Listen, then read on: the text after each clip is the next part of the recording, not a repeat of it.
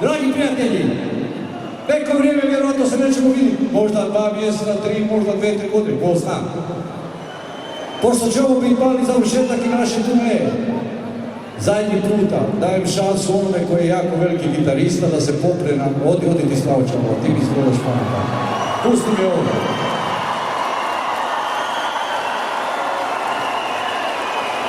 I od danas, dođi ti gitarista, dođi. Privedite mi toga, sad će vam to sve.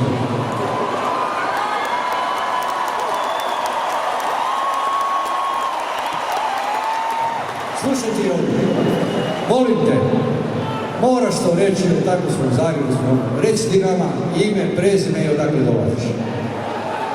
Josip Kovačević iz Makarske. Josipe, imaš 3 akorda. Ako nešto zajebeš, oni će te premlatiti, ja nemam koja. Evo tebi gitara, pa ti dalje uživaj.